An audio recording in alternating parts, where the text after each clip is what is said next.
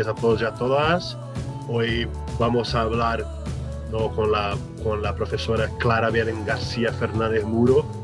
Ella es doctora en Ciencias Económicas y profesora titular de Economía Aplicada en la Universidad Complutense de Madrid. Es codirectora del Grupo de Investigación Economía Política de la Mundialización. Sus áreas de especialización son desarrollo productivo y política industrial, con especial interés en el papel del sistema financiero centrada en Asia Oriental y China en particular. Muy buenos días, Clara. Es un placer hablar contigo. Un placer y un honor. Y comenzando, ¿no?, con una caracterización básica de la economía china. Es una potencia global, pero no es una economía desarrollada, ¿no? No, efectivamente, esa es una suerte de doble cara que tiene la economía china, y que, bueno, muchas veces se olvida la segunda, ¿no?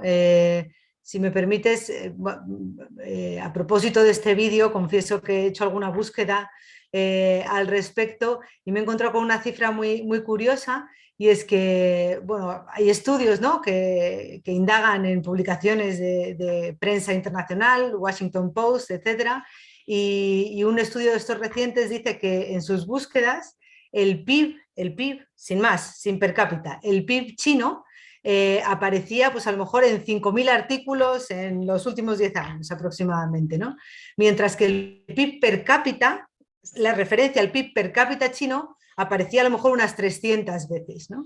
Entonces, esto nos da un poco idea de cómo China, de cara al exterior, un poco su imagen internacional, es una imagen muy marcada por su altísimo perfil como potencia global, ¿no?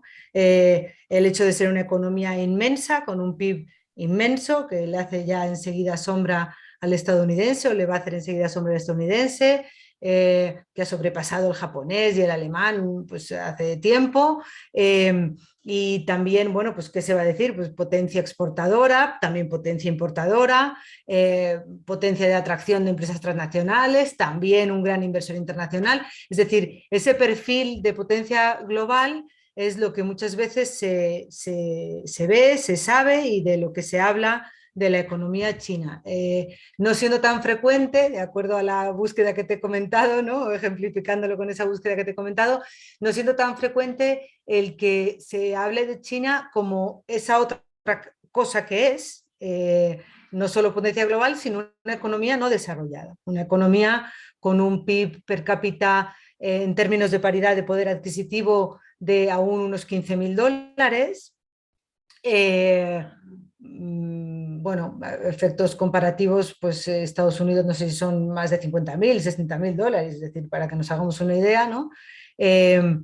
Y una economía, bueno, pues como corresponde a su PIB per cápita, pues con muchísimas carencias de desarrollo todavía, ¿no? Muchísimas carencias, unas desigualdades territoriales muy importantes, con cierta pobreza relativa todavía muy presente en las zonas interiores, bueno, carencias en materia sanitaria, en materia educativa, siempre con muchísimas diferencias territoriales, ¿eh? No es lo mismo, o sea, lo que podríamos llamar la economía de Shanghái, ¿no?, o de Pekín, en todas estas cosas que estoy diciendo, pues incluso educación, sanidad, pues no está tan retrasada si queremos, pero en el conjunto de la economía, bueno, pues sigue siendo una economía no desarrollada, ¿no?, que muchas veces se olvida, ¿no? No sé,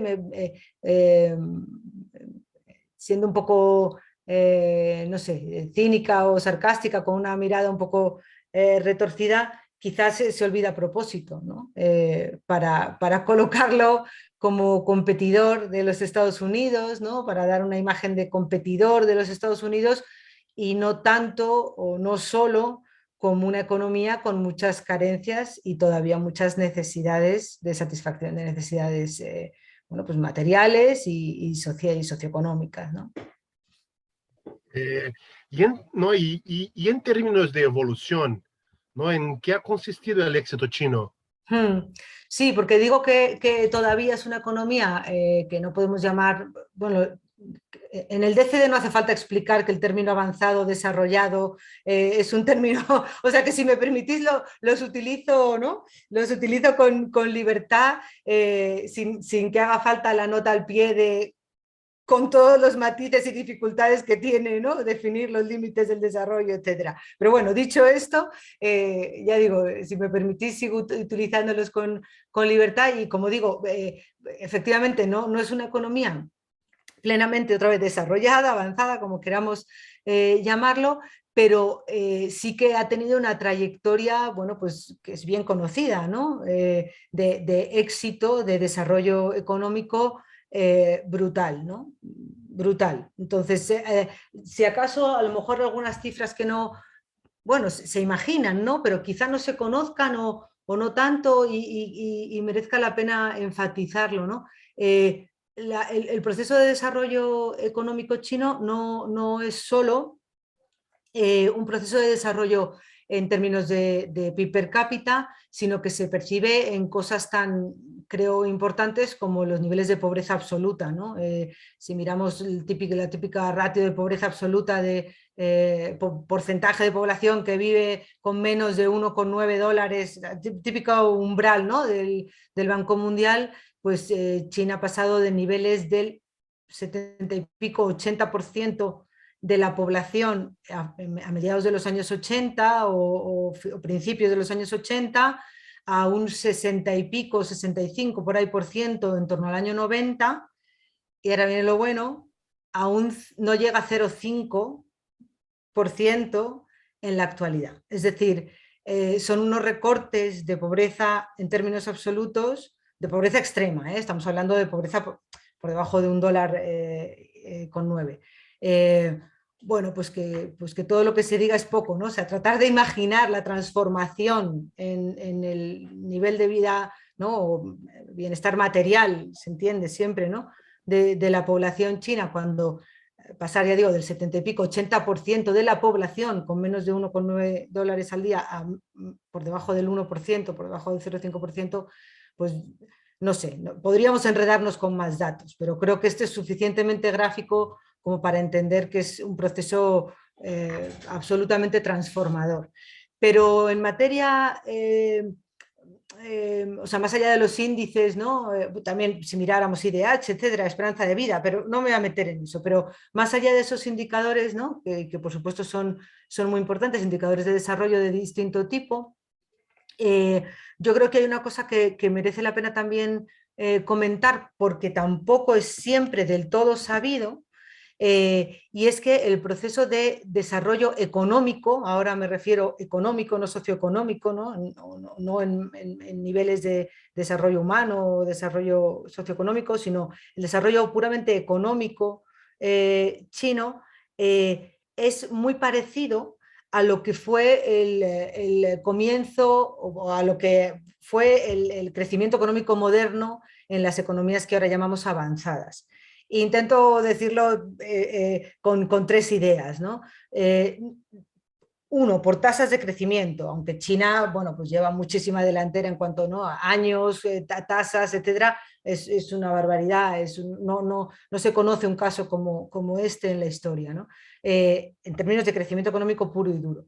Pero lo que quizá no es tan conocido es que, y en esto insisto, se asemeja mucho al crecimiento económico moderno de lo que ahora son las economías avanzadas, es un crecimiento económico muy basado en crecimiento de la productividad del trabajo. Es decir, si nos preguntáramos en términos muy sencillos, ¿no? China, pero ¿cómo ha crecido? Porque mucho trabajo, mucha mano de obra, mucha intensificación del trabajo, etc. Bien, sí, en parte sí, pero es una historia fundamentalmente de aumento brutal, año tras año tras año, de la productividad del trabajo.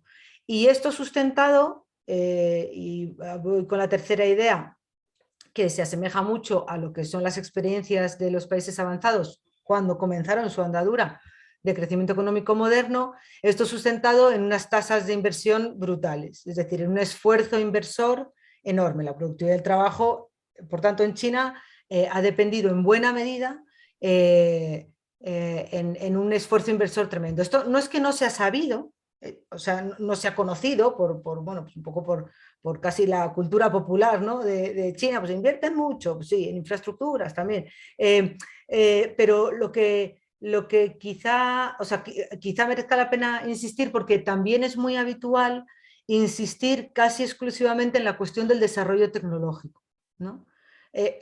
Olvidándose quizá que ese desarrollo tecnológico en cualquier proceso de desarrollo económico va de la mano, es casi indisoluble de un esfuerzo inversor enorme, que es el que arrastra, el que tira o el que incorpora todo el nuevo conocimiento, nuevas formas de hacer, know-how, tecnología, avances técnicos, etcétera, etcétera, ¿no?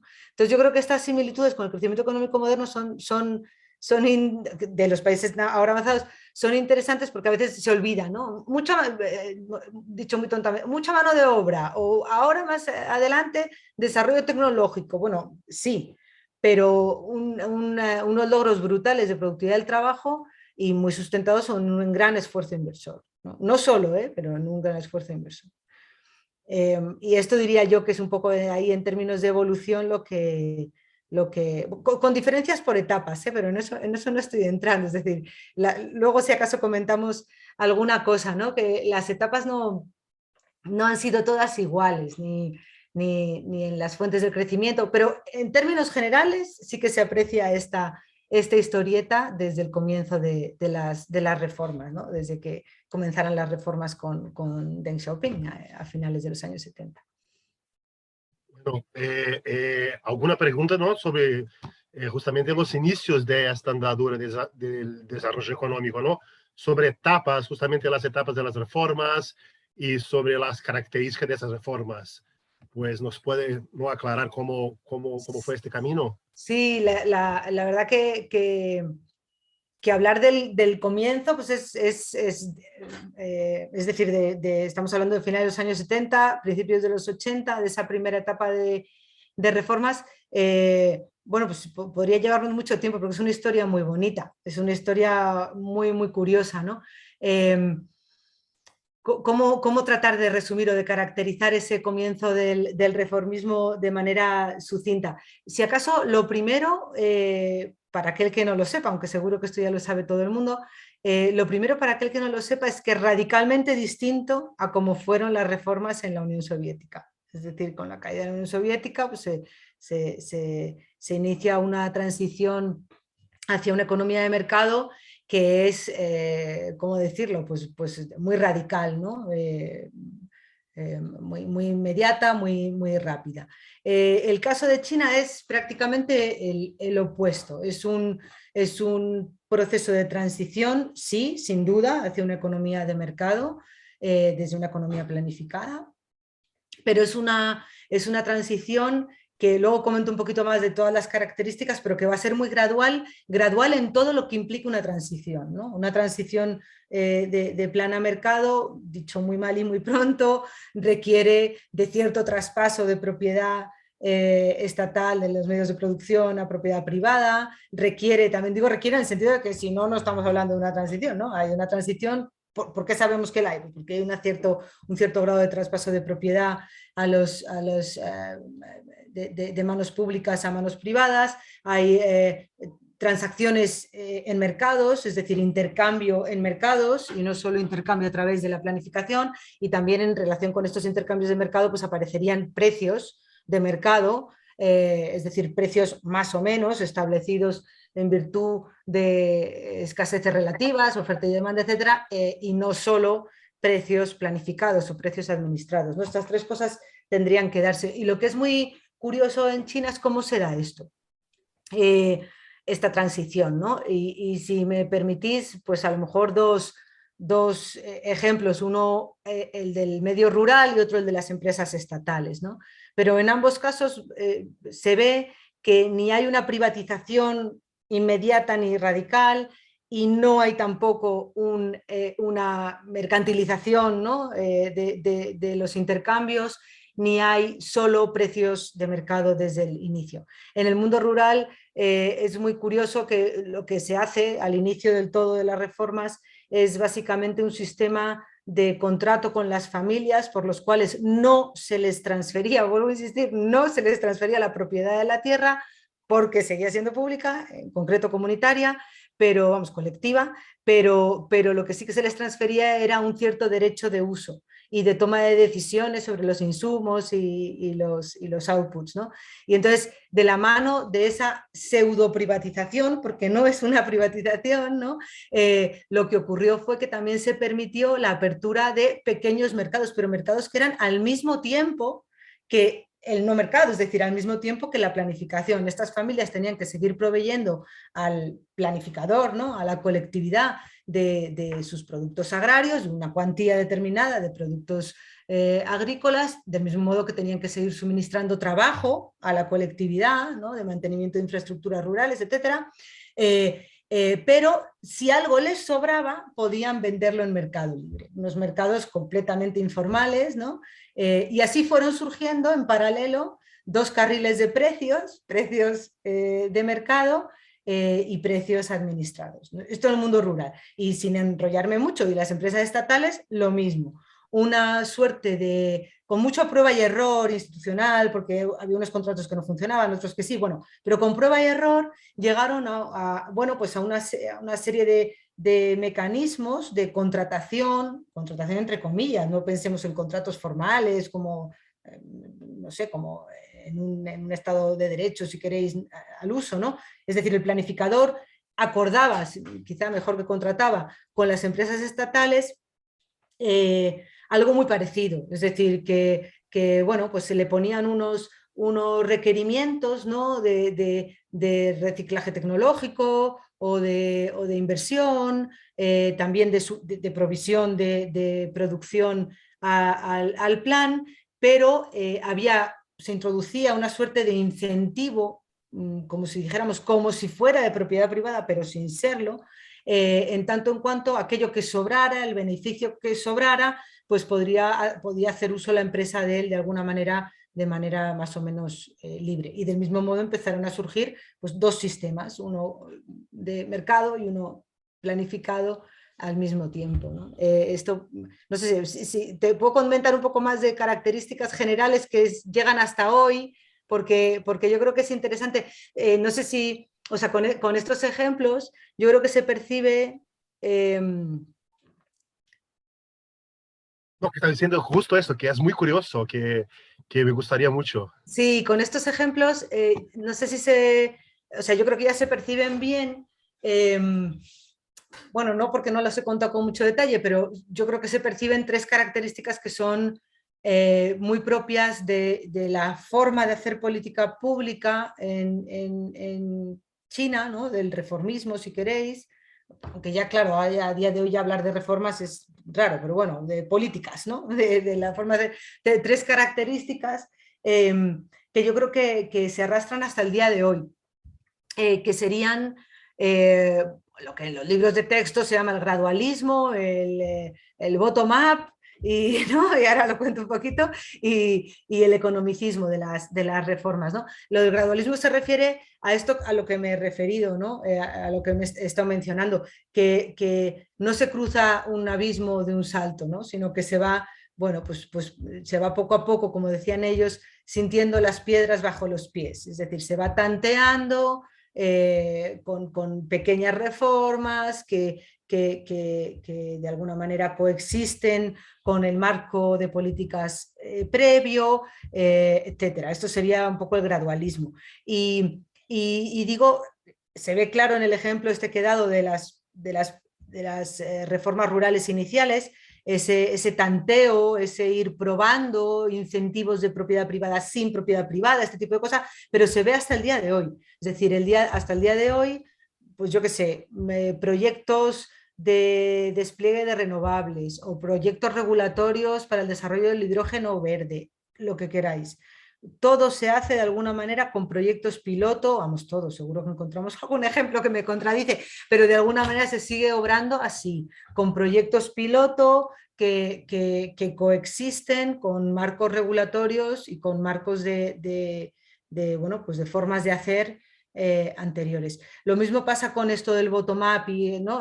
China se percibe normalmente como una economía muy centralizada, Pekín, Pekín, Pekín, ¿no? Pareciera que no hay otra cosa, cuando en realidad tiene una cultura política muy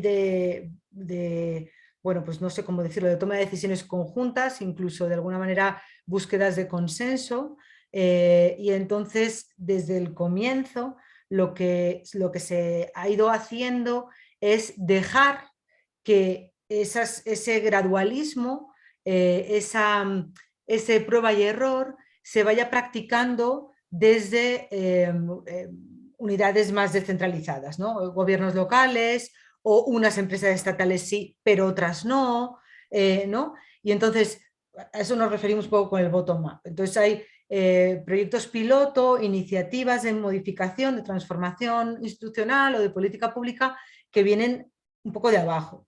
No es que Pekín no tenga nada que decir, tiene todo que decir. Pekín pone las líneas rojas de qué se puede probar y qué no, por dónde no se puede pasar y por dónde sí.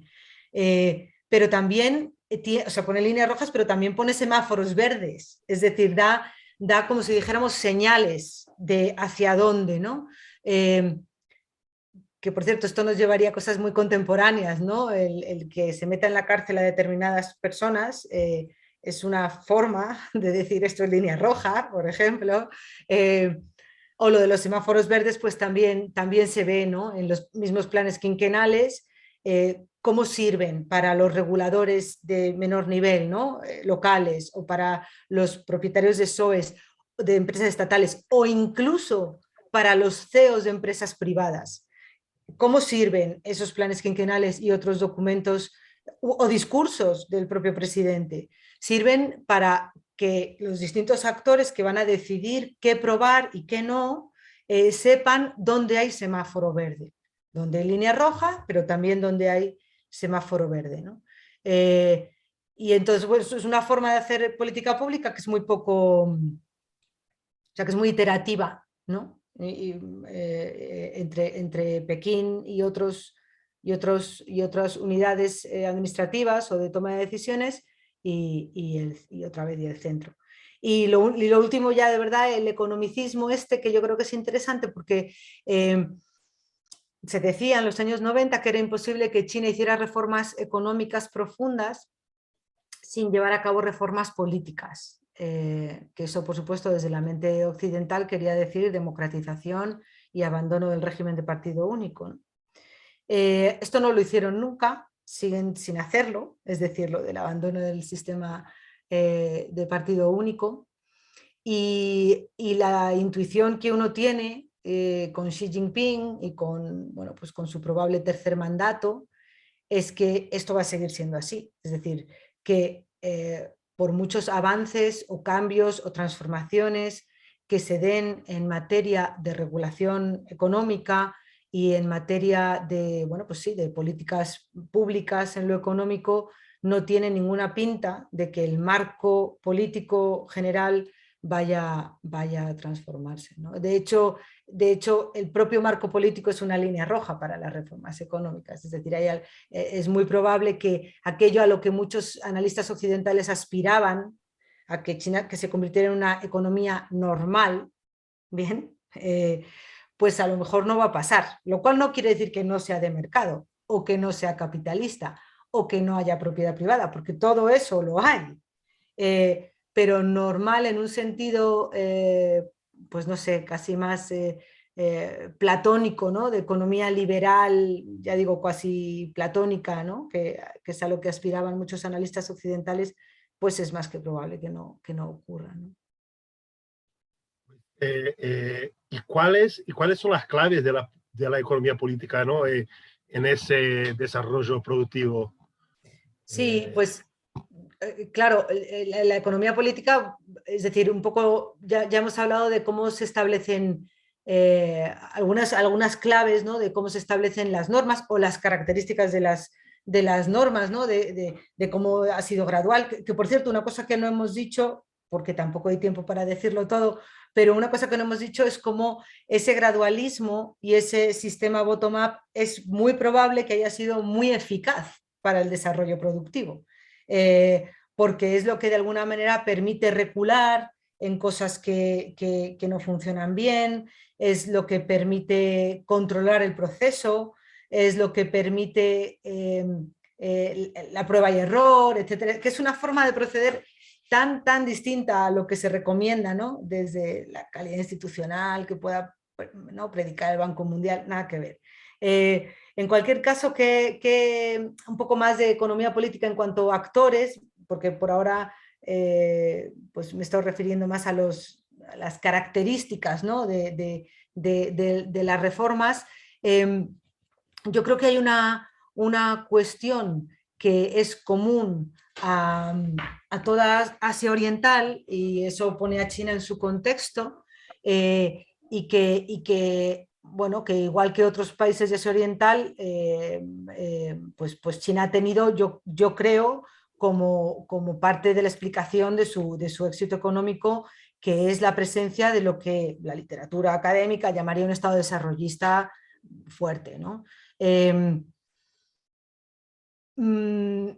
Esto no quita ninguna capacidad interpretativa a aquellos análisis que pongan el énfasis en el desarrollo de las empresas, en las exportaciones incluso, es decir, que, ¿no?, que todos sabemos, ¿no?, las transnacionales, bien, yo no digo que no sea importante el análisis de lo empresarial, creo que es absolutamente clave para entender un proceso de desarrollo productivo, en tanto en cuanto no dejan de ser empresas, sean públicas o privadas, las que producen. O sea, esto parece que a veces se pierde de vista, ¿no?, que fueran las empresas las que son el corazón del desarrollo productivo en el capitalismo, pero en el contexto de Asia Oriental y en el contexto de China, esas empresas han ido, como si dijéramos, pues muy de la mano de esto que llamamos el Estado desarrollista.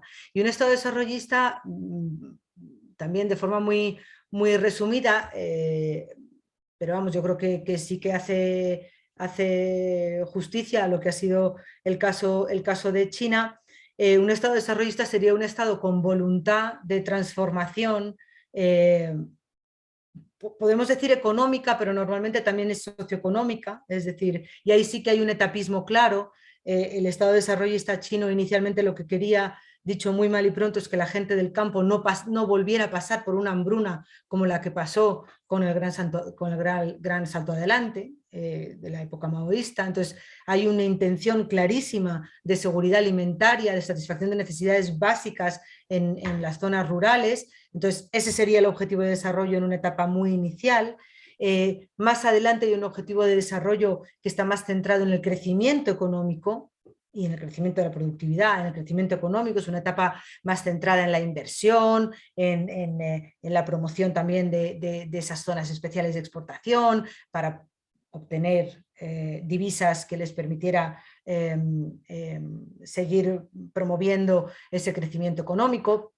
Hay una siguiente etapa que es en la que estamos ahora, la más actual, en la que claramente se vira la mirada hacia objetivos que son, otra vez, si queréis, más de desarrollo socioeconómico e incluso sostenible, no solo puramente económico. Si uno revisa los últimos planes quinquenales, el último y el anterior, se ve que las referencias a lo medioambiental y a la igualdad socioeconómica o a la igualdad de ingresos entre hogares, pero también entre territorios del país, son un leitmotiv, o sea, es casi como una obsesión, ¿no? Entonces, las cuestiones, insisto, ambientales y de igualdad son, vamos, o la preocupación por la desigualdad son piezas centrales de esos planes quinquenales. Entonces, hay un elemento del Estado desarrollista, que es que hay una voluntad, hay unos objetivos que van cambiando, por supuesto, con el paso del tiempo,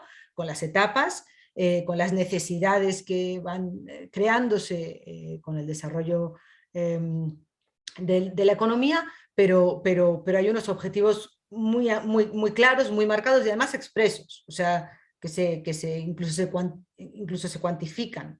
Vamos a crecer a tanto y vamos a reducir CO2 en tanto y vamos a aumentar la eficiencia energética en tanto. Así. Esto es un elemento, un poco el querer, ¿no? Luego hay otro elemento muy importante del Estado desarrollista, y es que tiene la capacidad, como si dijéramos, técnico-burocrática para ello, ¿no? Y bueno, esto ya desde la China imperial, pero sé que hay otro vídeo que habla mucho mejor que de estas cuestiones muy pretéritas que yo en este curso del DCD, con lo cual no entro en esos orígenes históricos, ¿no? De estas capacidades burocráticas, pero China mantiene un aparato de hacer política pública que es muy capaz y que además se esfuerza enormemente en, digo, hacer política pública en pro de estos objetivos que se marca, ¿no? Eh, eh, tiene un afán y se esfuerza enormemente en aprender. Hay delegaciones chinas por todas partes para aprender a hacerlo todo. Desde política monetaria,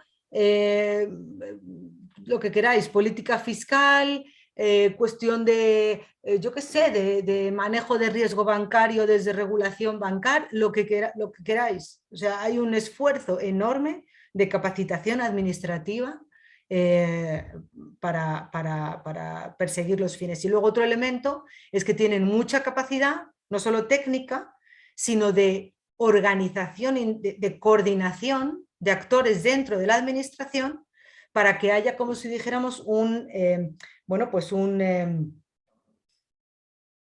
armonización, una consistencia por parte de distintos actores en la administración, tanto en nivel central como local, como en distintos ministerios o agencias de gobierno, en pos de esos objetivos. Hay una capacidad de coordinación enorme, ¿no?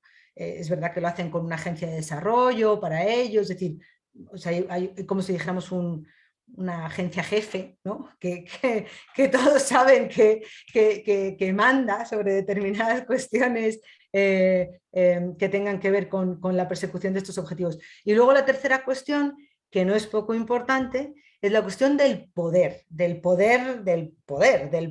distintos actores. Entonces el Estado chino, huelga a decir, es muy poderoso. Es decir, dicho muy resumidamente, es un Estado que siempre ha tenido la intención y el cuidado y también se ha esforzado en tener la sartén por el mango con respecto a los grandes capitales, con respecto a la propiedad privada.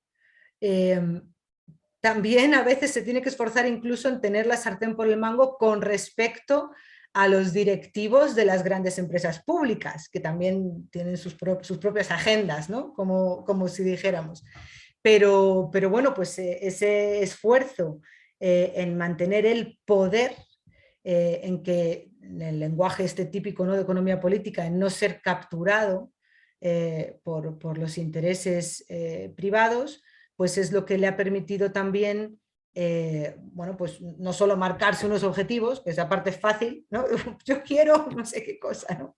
Sino efectivamente, bueno, pues guiar, si se quiere, las tomas de decisiones descentralizadas, es una economía de mercado, hacia la consecución de esos fines. Esto es muy resumidamente lo que diría del Estado desarrollista. Se me ocurren muchos ejemplos, pero no de cómo proceden, ¿no?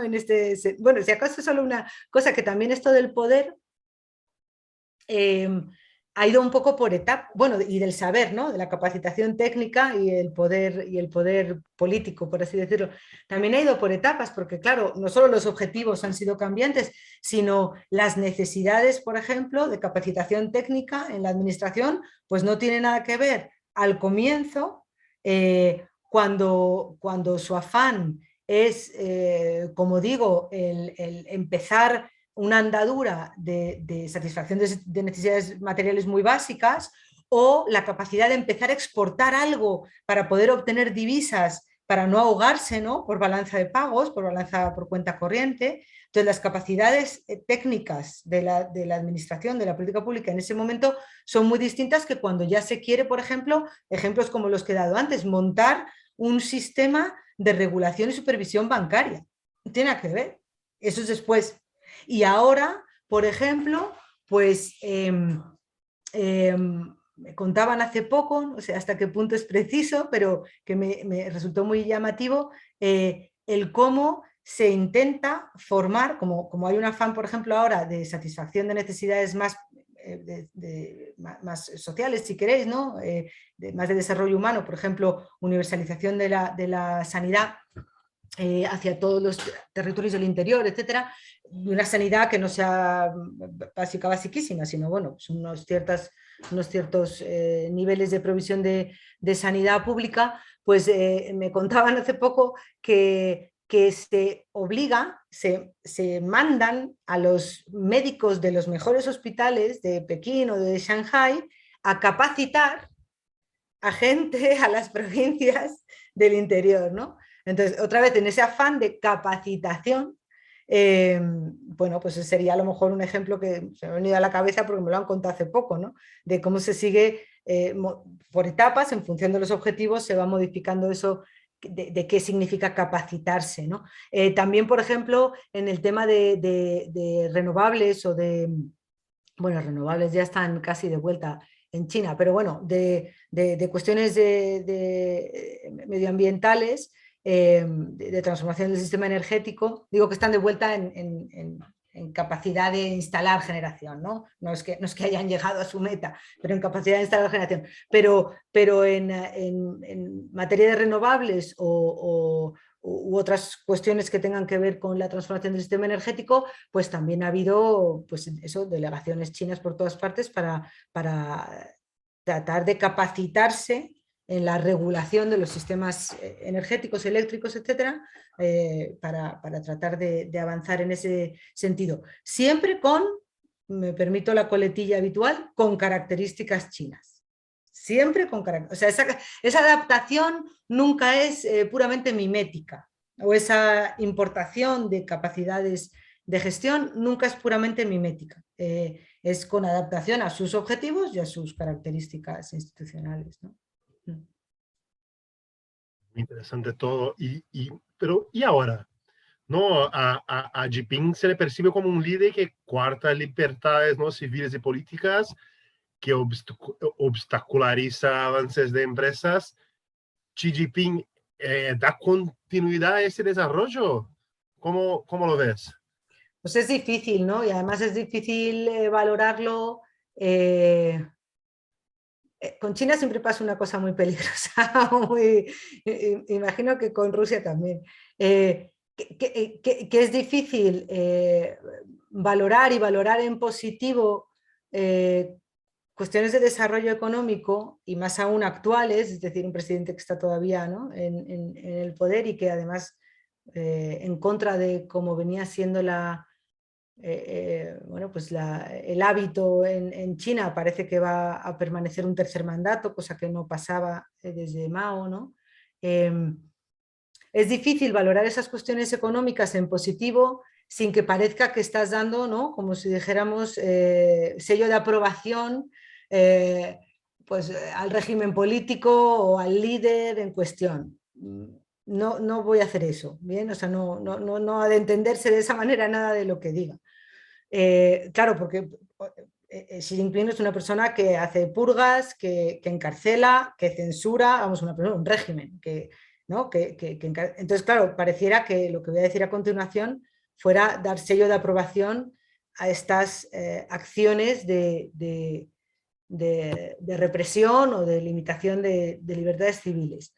Nada más lejos de mi intención, que dar sello de aprobación a tal cosa. Pero yo sí creo que Xi Jinping es una manifestación más de ese deseo, vamos, Xi Jinping y su forma de proceder, ¿no? Su mandato, las características de sus políticas públicas y de su organización de economía política. Yo creo que sí que da continuidad. Es decir, es muy habitual, porque no es la primera vez que se hace con Xi Jinping, sino que se hacía ya en los años 90 y en los 2000, es muy habitual considerar que el régimen político chino está poniendo palos en las ruedas de su propio desarrollo. que si no van a poder avanzar en las reformas, que si la liberalización no va a ser plena, que si hay ámbitos de corrupción, que si sin liberalización de las finanzas no va a ser posible avanzar en disminución de las desigualdades, o sea, de todo. Bien, que conecte lo malos que son en lo político con, ¿no?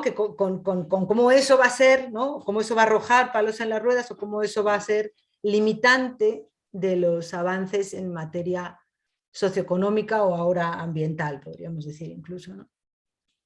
Y yo no lo tengo tan claro. Es decir, sin que esto sea de nuevo una defensa del régimen político, yo no creo que arroje palos en las ruedas, yo creo que es una manifestación más de lo mismo. Es decir, Xi Jinping viene a recordarnos que China hace las cosas un poco a su manera, es decir, que no va a haber una transformación política profunda como parte de la estrategia bueno, pues de seguir avanzando en sus objetivos, que ya digo, uno puede remitirse a los planes quinquenales y los ves ahí, ¿no? De sus objetivos de desarrollo tecnológico, de protección ambiental, de reducción de desigualdades, etc. Y viene a recordarnos esto porque, como decía antes, ¿no? Yo creo que muchas de las barbaridades, si me permitís, que hace son simbólicos, son líneas rojas. Es decir, no voy a permitir que el capital privado se desarrolle tanto o hacia lugares que puedan disminuir la capacidad de control del Estado desarrollista o la capacidad de mantener el poder. No sé si me explico. Las purgas, por ejemplo, anticorrupción, que no solo tocan a empresas privadas, sino que tocan al corazón del partido, es decir, ha habido purgas de gente de altísimo, purgas quiero decir que los meten en la cárcel, que los quitan de su puesto, ¿no? De gobierno.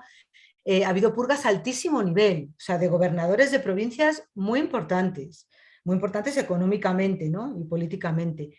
Y esto también creo, otra vez sin que suponga una defensa de esa forma de proceder, creo que lo que pone de manifiesto es que no se van a permitir formas de hacer en relación con capitales privados, formas de hacer que puedan poner en jaque o en peligro estos equilibrios, si queréis, en los cuales el Estado mantiene la sartén por el mango en pos de sus objetivos.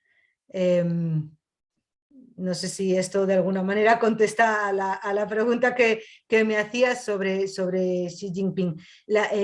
Uno tiene además incluso la impresión,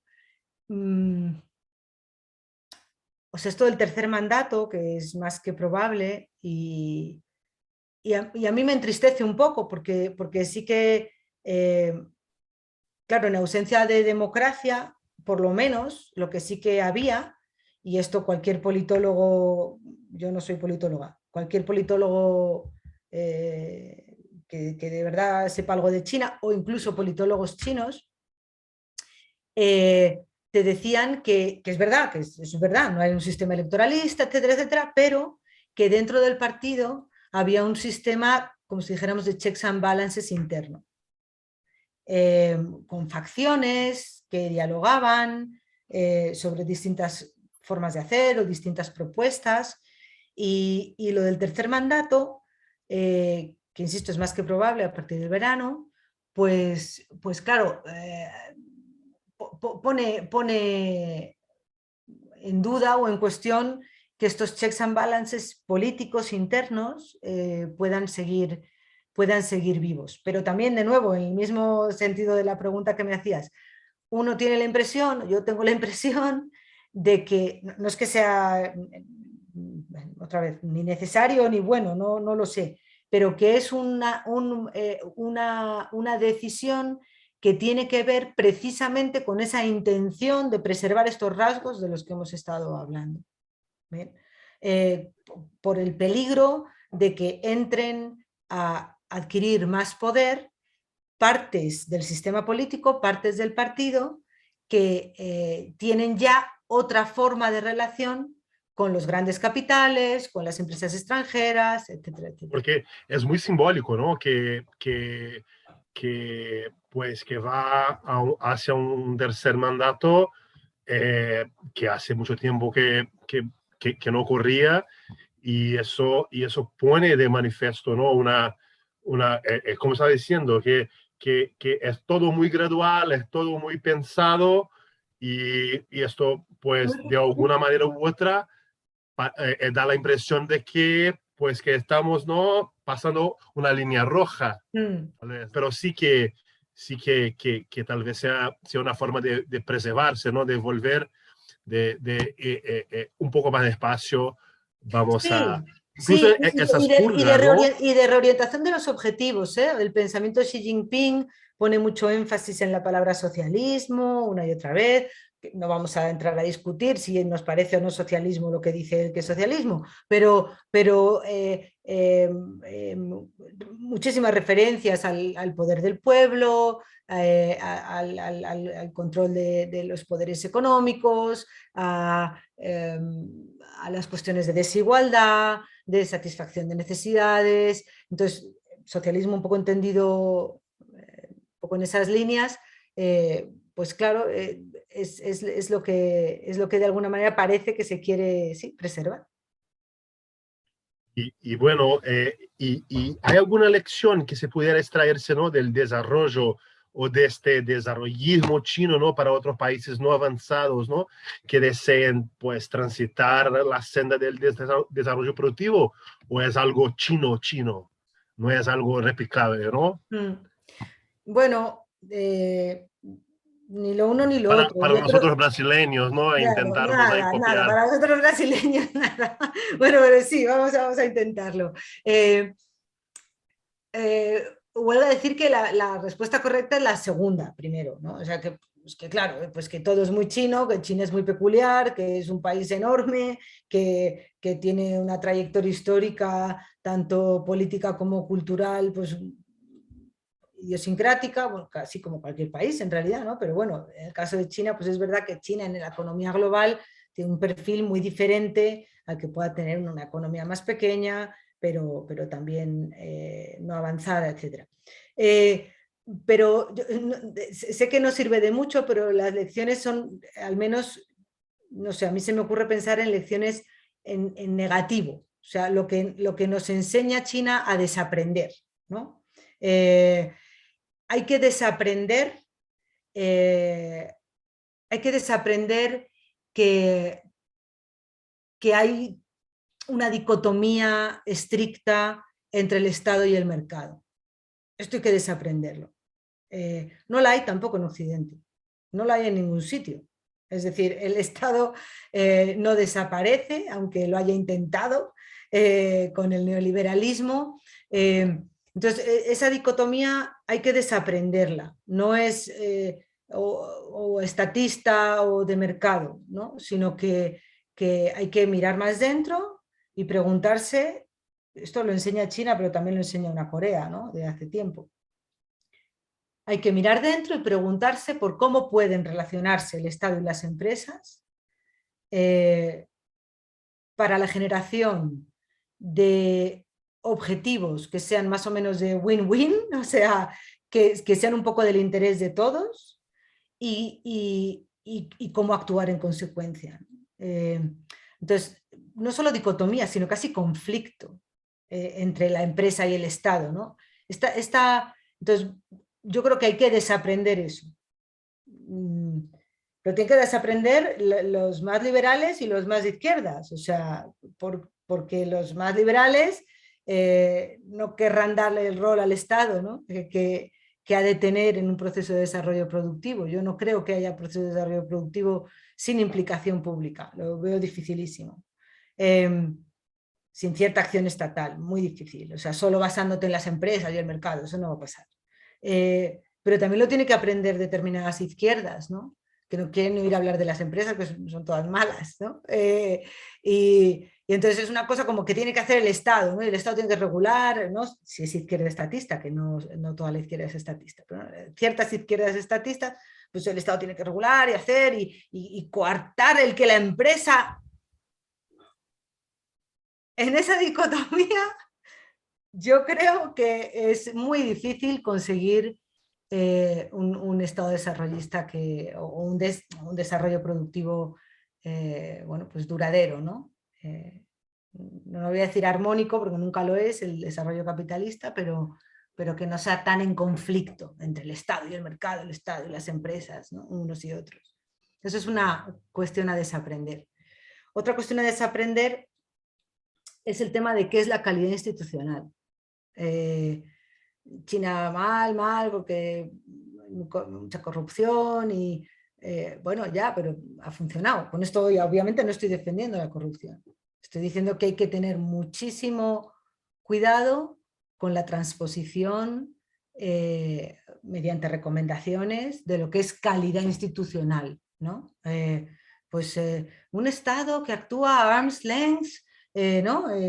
sin relaciones informales con los actores, porque de esa manera no es capturado o de esa manera no es rent-seeking, lo que sea, ¿no? Estas cosas. O calidad institucional, una judicatura plenamente independiente. Estos son, ya digo, son idealizaciones casi platónicas de cómo queremos que funcione una economía de mercado. Y yo creo que China nos enseña a desaprender que las instituciones son a desaprender eso, en el sentido de que las instituciones son idiosincráticas, es decir, ni buenas ni malas. Unas funcionan mejor en unos sitios y otras en otros. Y que el cambio institucional siempre es sucio, es un proceso sucio. Es un proceso que se arrastran inercias, que no es nítido, que hay conflicto y que por tanto no es, pues mira, ahora pongo una judicatura independiente, como quien implanta, ¿no? un riñón. Esto no funciona así, ¿no? Entonces, bueno, pues también nos enseña a desaprender cosas yo creo, de calidad institucional, ¿no? Y poco más en positivo, pragmatismo, mucho pragmatismo. Mucho pragmatismo. Si acaso, una casi anécdota, ¿no? En las élites políticas chinas, pero también las coreanas de cuando hubo un desarrollo productivo en Corea muy importante, ¿no? Hace ya décadas. Las élites políticas estaban fundamentalmente nutridas de ingenieros, ni de economistas ni de juristas. Y no sé, a lo mejor de ahí el pragmatismo, ¿no? O la búsqueda casi más de la eficacia que de la eficiencia, ¿no? Y entonces, bueno, pues a lo mejor eso es algo, no digo que haya que poner a gobernar ingenieros, ¿no? Yo no estoy recomendando eso, pero que hay que pensar en términos más pragmáticos que paradigmáticos, yo creo que es una lección muy importante, ¿no? A veces es bueno, ¿no? Sacarte un poco yo qué sé, no una ideología, ¿no? Pero ponerte más al suelo y hacer que las cosas funcionen, ¿no? Bueno, Clara, pues me quedaría todo el día aquí hablando contigo.